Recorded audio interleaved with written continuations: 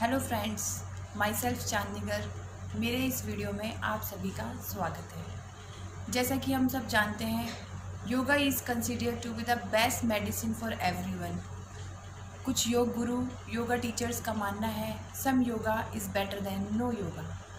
आज के इस एरा में जहाँ पे cold, cough, BP, insomnia, anxiety, stress, body में स्टफनेस, लो बैक पेन, ये सारी जो डिज़ीज़ हैं ये बहुत ही कॉमन है। इसी तरीके की एक कॉमन डिज़ीज़ के बारे में आज हम डिस्कस करेंगे, वो है रेस्पिरेटरी डिजीज़। रेस्पिरेटरी डिजीज़ मतलब हमारी श्वास संबंधी बीमारी। उन बीमारियों में सबसे पहले हम बात करेंगे अस्थमा की। अस्थमा, साइनस, एलर्जी, कोल्ड, ये बहुत ही कॉमन डिज़ीज़ है और हमारे भारत में हर तीसरे या चौथे इंसान में ये देखी जा सकती है। इसके कई कारण हो सकते हैं, जिसमें से जो इसका मेन कारण है वो है पॉल्यूटेड एनवायरनमेंट। बच्चे से लेके बड़ों तक में ये बीमारी बहुत ही आम है और इस बीमारी में जो सिम्टम हैं वो कुछ इस तरीके से हैं। कुछ लोगों में इस बीमारी के जो सिम्टम हैं वो हर लोगों में अलग अलग तरीके से देखे जा सकते हैं। कुछ लोगों को सांस लेने में तकलीफ़ होगी, कुछ लोगों को चेस्ट में हमेशा भारीपन महसूस होता है। इसके अलावा जब सांस लेते हैं तो कानों में एक विसल की आवाज़ सुनाई देती है। शॉर्टनेस ऑफ ब्रीथ, कफ का बना रहना आदि ये सब सिम्टम हैं। सिम्टम के बाद हम जानेंगे रेस्पिरेटरी डिजीज़ेज़ क्या हैं। तो बेसिकली जो हमारी ब्रोंकाइटल ट्यूब्स में इसमें स्वेलिंग आ जाती है, जिसकी वजह से ऑक्सीजन हमारे लंग्स तक नहीं पहुंच पाती है और हमें सांस लेने में तकलीफ़ होती है। तो हम आज कुछ योगासन और प्राणायामों के बारे में चर्चा करेंगे, जिनसे हमारी श्वसन संबंधी प्रक्रिया बहुत ही बेनिफिशियल होगी और धीरे धीरे इसके नियमित अभ्यास से हम अपनी जो भी लोग अस्थमा से रिलेटेड दवाइयाँ लेते हैं वो उनके बिना भी सांस ले पाएंगे और एक अच्छा और लाभकारी उन्हें फल देखने को मिलेगा। सबसे पहले हम शुरुआत करेंगे सूक्ष्म व्यायाम से। सूक्ष्म व्यायाम हम क्यों करते हैं? जैसे एक्सरसाइज से पहले हमें वार्म अप की ज़रूरत होती है, ऐसे ही किसी भी आसन को करने से पहले हमारी बॉडी को भी हमें गर्म करना है, जिससे हमारी बॉडी में कहीं पे भी कुछ मस्कुलर पेन है या कुछ भी अलग तरीके के पेन से हमें थोड़ा रिलीफ मिले और हमारी बॉडी इस आसन करने के लिए रेडी हो जाए। सूक्ष्म व्यायाम में हम सबसे पहले ये करें गर्दन की सूक्ष्म व्यायाम। गर्दन की सूक्ष्म व्यायाम करने के लिए सांस, गहरी लंबी सांस लें और उसे पीछे की तरफ ले जाएं गर्दन को और सांस छोड़ते हुए धीरे से आगे।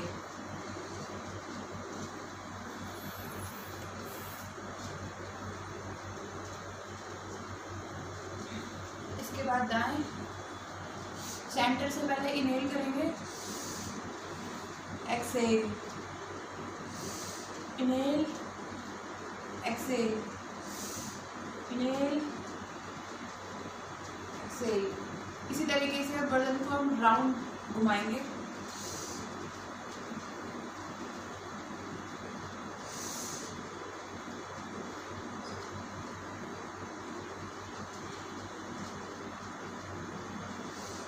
फिर एंटी क्लॉकवाइज।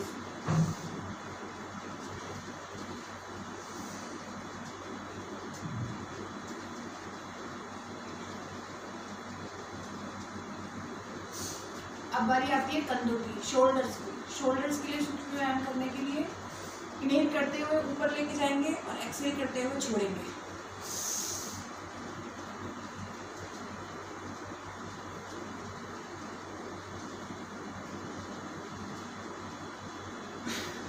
इस तरीके से।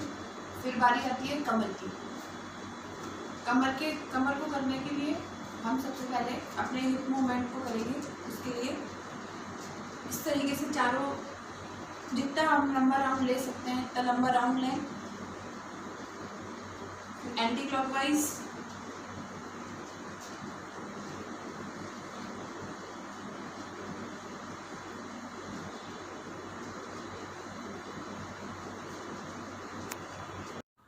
हिप मूवमेंट के बाद हमारी दूसरी एक्सरसाइज है, अपने हाथों को सीधा रखेंगे बिल्कुल शोल्डर्स की दिशा में।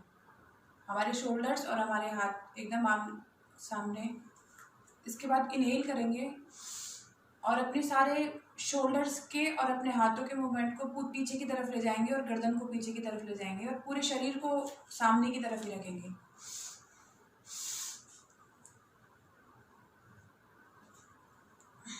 Normal, normal, normal.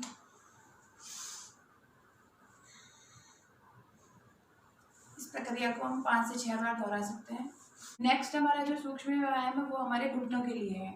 इसको करने के लिए अपने हाथों की पाम हथेलियों को हम घुटने के ऊपर रखेंगे और उसके बाद अप डाउन डाउन डाउन। चाहे तो हम काउंटिंग भी कर सकते हैं।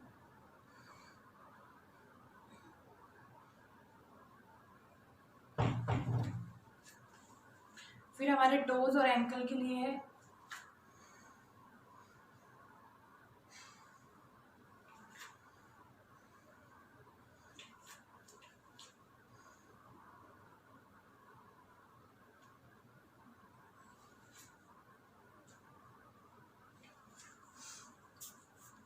तो इस तरीके से सूक्ष्म व्यायाम करने के बाद हम शुरू करेंगे हमारे आसन। योगासनों में सबसे पहला हमारा आसन है ताड़ासन। ताड़ासन को इंग्लिश में पाम ट्री पोज भी कहते हैं और जो इसके बेनिफिट हैं वो फिजिकल और मेंटली दोनों हैं। इससे हमारी बॉडी टोन होती है और जो पैरों की मसल्स हैं वो स्ट्रांग होती हैं। अब हम देखेंगे कि ताड़ासन को कैसे करते हैं। तो सबसे पहले अपनी मैट बिछा के आप इस पर खड़े हो जाएं सीधे, अपने हाथों को सीधा रखें। इसके बाद अपने हाथों को ऊपर लेके जाएंगे स्ट्रेच करते हुए, कहीं से भी अपनी कोहनी को ना मोड़ें, स्ट्रेच करते हुए ऊपर ले जाएं एकदम हेड के ऊपर और ऊपर करके अपनी फिंगर्स को वहाँ पे इंटरलॉक करेंगे और पाम्स को आसमान की तरफ रखेंगे। ये इस तरीके से हमारा पोज होगा। इसके बाद इनहेल करते हुए हम ऊपर उठाएंगे अपने शरीर को और अपने शरीर का सारा वजन अपने टोज पर लेकर आएंगे।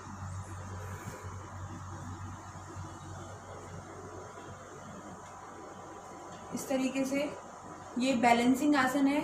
शुरुआत में बैलेंस बनाना थोड़ा डिफ़िकल्ट है, लेकिन धीरे धीरे रेगुलर प्रैक्टिस से हम बैलेंस बना सकते हैं और हम इसे होल्ड करेंगे जितनी देर हम कर सकते हैं। इसके बाद again exhale, down and down. एक बार फिर से करेंगे।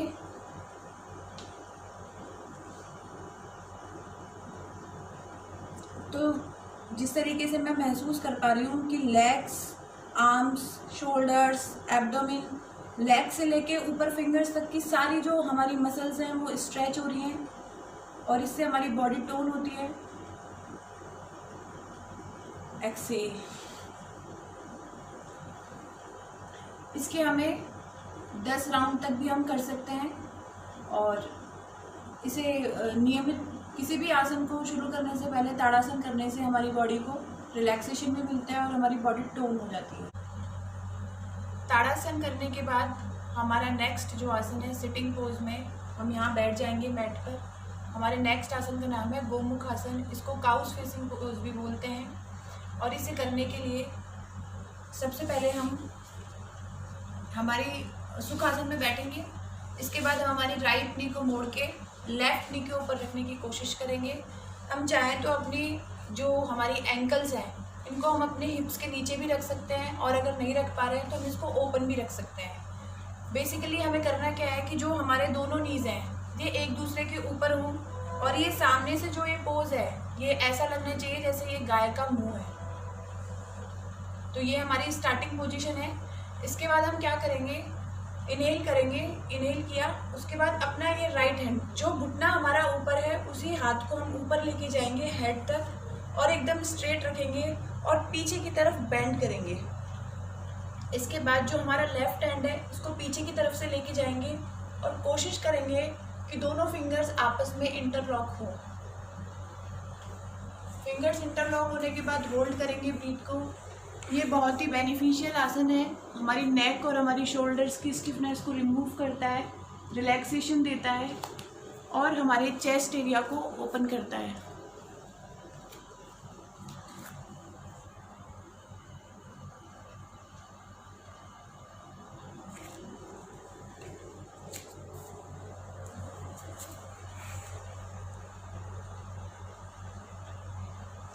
विश्राम। इसके बाद इसी प्रक्रिया को हम दूसरे घुटने से करेंगे।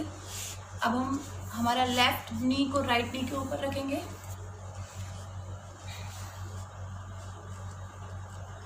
लेफ्ट हाथ को पीछे की तरफ लेके जाएंगे। कोहनी को ना मोड़े, कोहनी को सीधे रखें और अपने राइट हैंड को पीछे की तरफ ले जाके फिंगर्स को टच करने की कोशिश करेंगे।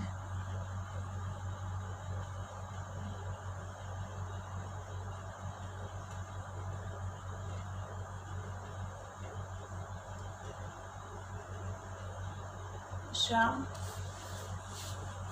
इस आसन को हम 3 से 5 बार कर सकते हैं और हर किसी को इस आसन को करने में एक मुश्किल हो सकती है कि कई बार हमारा जो राइट पोर्शन है और लेफ्ट पोर्शन है दोनों में वेरिएशन रहेगा। हो सकता है हम अपने राइट से जितना अच्छा कर पा रहे हैं उतना अच्छा लेफ्ट से नहीं कर पाए, तो जिस तरफ से हम अच्छा नहीं कर पा रहे हैं उस आसन से उसी पोजीशन को हम बार बार दोहराएं और अपनी बॉडी में बैलेंस बनाने की कोशिश करें। अब हमारा नेक्स्ट जो आसन है वो है भुजंगासन। इसको कोबरा पोज भी बोलते हैं। ये बहुत ही अच्छा आसन है ब्रीदिंग के लिए, बैकएक के लिए, गायनेकोलॉजिकल जो डिसऑर्डर होता है लेडीज़ में, ये हमारी ओवरी को टोन करता है लेडीज़ की। इसके बाद ये जो लीवर और किडनी के लिए स्पेशली काम करता है और ये बहुत ही अच्छा आसन है। इसे करने के लिए हम पेट के बल सीधे लेट जाएं।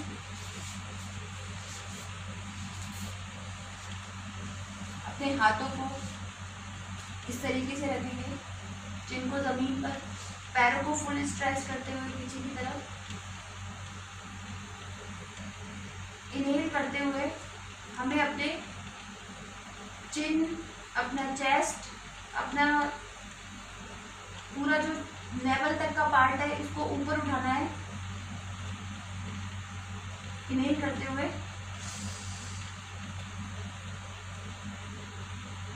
कोहनी हमारी एकदम सीधी, कहीं से भी मुड़ी हुई नहीं, और जो हमारा सारा स्ट्रेच है वो हमारी बैक पे आएगा, स्पाइनल पे आएगा। हमारे हिप्स को भी अंदर की तरफ खींचेंगे सांस के थ्रू और पैरों को एकदम स्ट्रेच होल्ड करें। एक्सेल।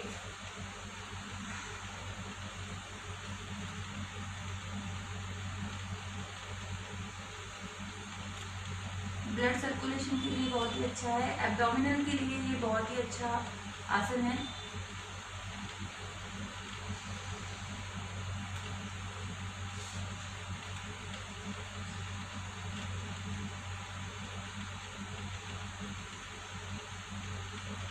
एक्सेल।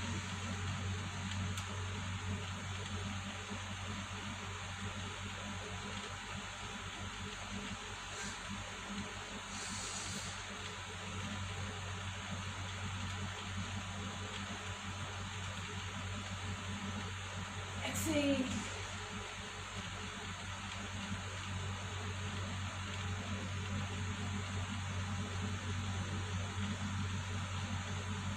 थोड़ी देर यहाँ पे आँख बंद करके हम विश्राम करेंगे। इस आसन को भी हम 3 से 5 बार कर सकते हैं और हमारी जो स्पाइनल कोड है उसको बहुत ही स्ट्रॉन्ग बनाता है ये आसन।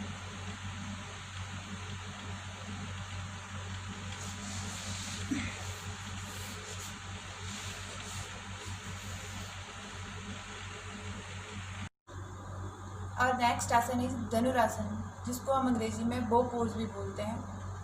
धनुरासन करने के लिए जो हमारी फोरमोस्ट कंडीशन है वो है कि स्टमक एम्प्टी स्टमक में करना चाहिए और सोने से पहले कभी भी इस आसन को ना करें। और जो people suffering from high blood pressure, weak heart, hernia, इन सभी के लिए ये आसन नहीं है, उनको ये नहीं करना है। इसे करने के लिए हम पेट के बल सीधे लेट जाएं।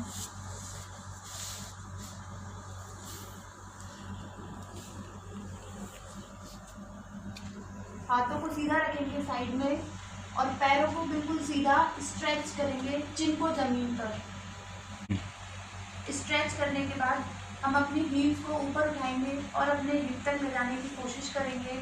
इसके बाद हम अपने हाथों से दोनों पैरों के एंकल्स को पकड़ेंगे इस तरीके से और तब तक चिन हमारी ज़मीन पर रहेगी। ये हमारी स्टार्टिंग पोजीशन है।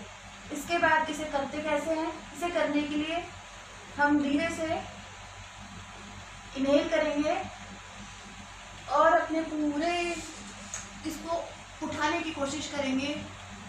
नेवल पे हमारे पूरे बॉडी रहेगी, हमारी थाइस उठेंगी, हेड, शोल्डर्स, चिन सब ऊपर की तरफ उठेंगे। इसके बाद एक्सेल,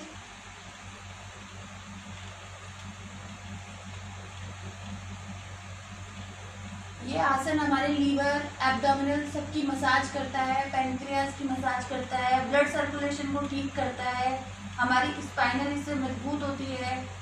इसके अलावा ये जो नर्वस चैनल है इसमें एनर्जी देता है, रेस्पिरेशन को ठीक करता है। एक बार फिर से करेंगे।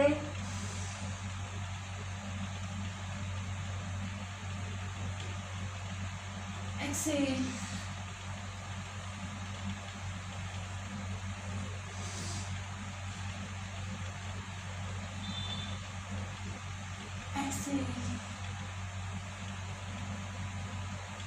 विश्राम, पैरों को नीचे लेके जाएंगे और कुछ देर यहाँ विश्राम करेंगे।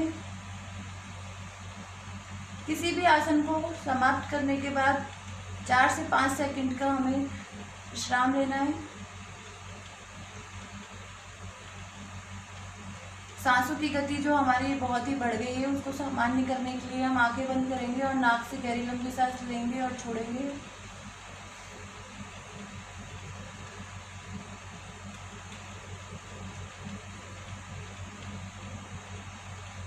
धनुरासन को हम 3 से 5 बार कर सकते हैं।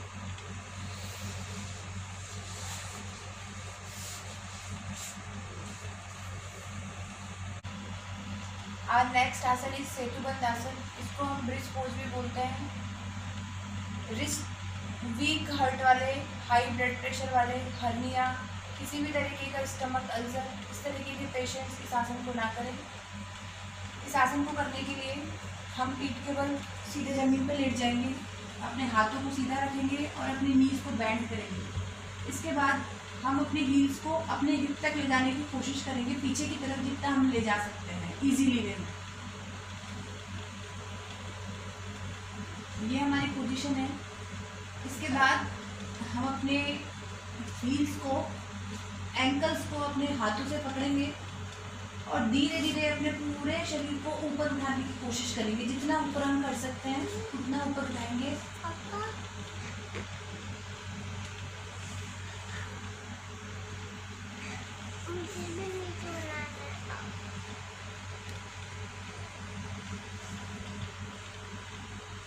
रिलैक्स।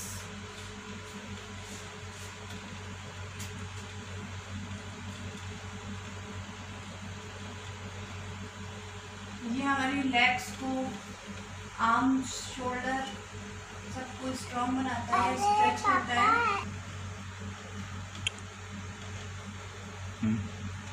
एक बार फिर से हम इसे करने की कोशिश करेंगे।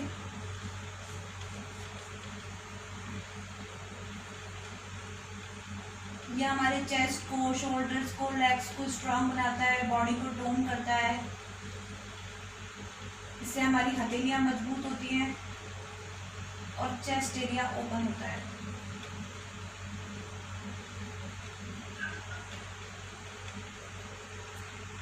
रिलैक्स।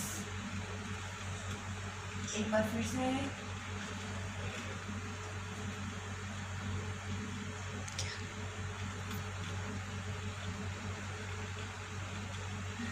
रिलैक्स।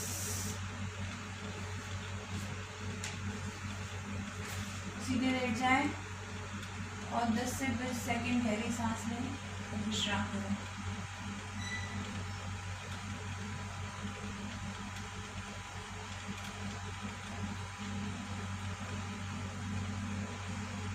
सेतुबंध आसन हमारा रेगुलर योगा में भी बहुत ही लाभकारी योगा है, योगासन है, जिसे हमें रोजाना ही करना चाहिए।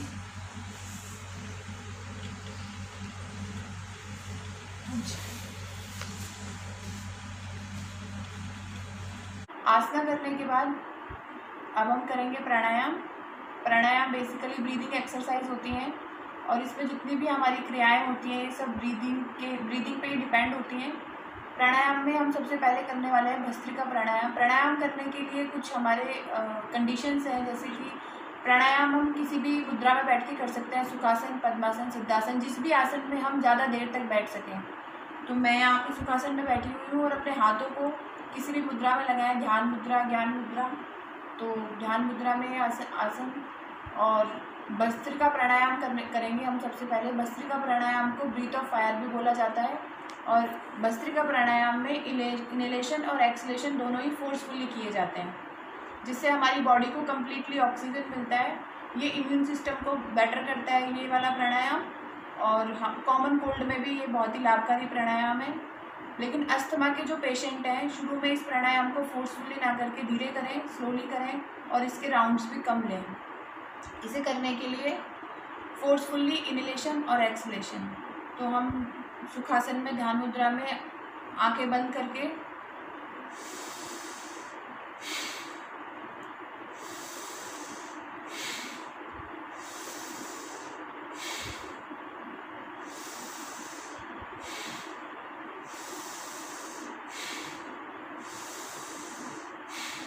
विश्राम। जो हमारी ब्रोंकेटल ट्यूब है जिसमें स्वेलिंग आई हुई है अस्थमा की वजह से, ये उसमें भी लाभकारी प्राणायाम है और इस प्राणायाम को 15 से 20 बार हम कर सकते हैं। और next pranayama is anulom vilom pranayama. Anulom vilom pranayama is the best breathing exercise और ये करना बहुत ही आसान है और ये बहुत ही इफ़ेक्टिव प्राणायाम है। स्पेशली ये जो हमारी लंग्स की मसल्स हैं उन्हें खोलती हैं और ये स्ट्रेस और डिप्रेशन में भी बहुत ही लाभकारी प्राणायाम है और अस्थमा के पेशेंट के लिए भी बहुत ही इफ़ेक्टिव ब्रीदिंग एक्सरसाइज है। इसे करने के लिए सबसे पहले हम जो सिंपल भाषा में अगर हम इस प्राणायाम को समझें तो हमें अपनी एक नॉस्ट्रिल से सांस लेनी है और दूसरे नॉस्ट्रिल से उसी सांस को छोड़ना है। तो इसे करने के लिए हम सबसे पहले हमारे राइट हैंड की दोनों जो फिंगर्स हैं इनको लॉक करेंगे और इन दो को खुली छोड़ेंगे। इसको हम विष्णु मुद्रा बोलते हैं। और जो हमारा लेफ्ट हैंड है उसको हम ध्यान मुद्रा में रखेंगे आसमान की तरफ, आंखें बंद करके। सबसे पहले अब हमारी राइट नॉस्ट्रिल से इनहेल करेंगे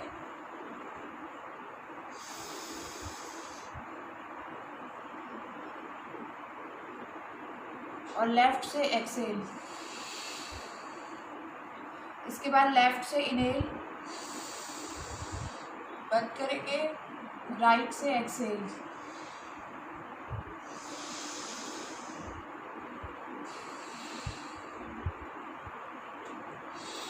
inhale, close, exhale, inhale, close, exhale.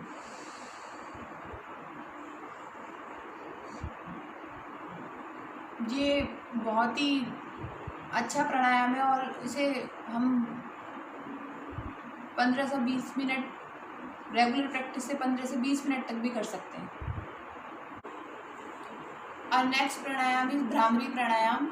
Bhramari प्राणायाम बहुत ही स्ट्रेस बस्टर प्राणायाम है और इससे हमारी मेमोरी बहुत ही अच्छी हो जाती है और जिन पेशेंट्स को नींद ना आना, स्ट्रेस, डिप्रेशन, उन सब के लिए ये बहुत ही अच्छी ब्रीदिंग एक्सरसाइज है। इसे करने के लिए हम हमारे दोनों हाथों के जो थंब हैं इनसे अपने कानों के यहाँ पे इनको दबाएंगे और हमें हमारे कानों की ये बंद नहीं करनी है, सिर्फ यहाँ पे हमें टच करने हैं अपने थंब और अपनी फिंगर्स को अपनी आँखों पर रखेंगे। इनहेल करते हुए सांस अंदर लेनी है और भंवरे की तरह गुंजन करना है, जैसे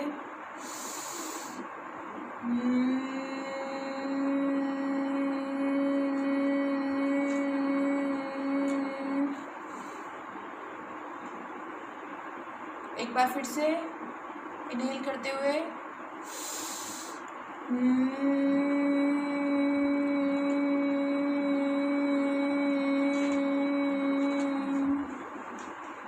एक बार फिर से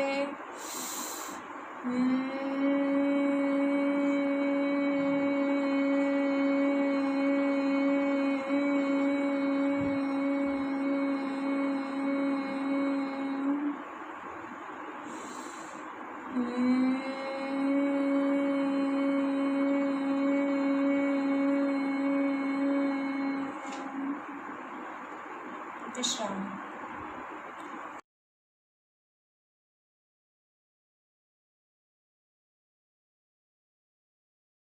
नियमित रूप से योगा और प्राणायाम करने के साथ साथ हमें नेचुरल तरीके से भी अस्थमा को प्रिवेंट कैसे करना है।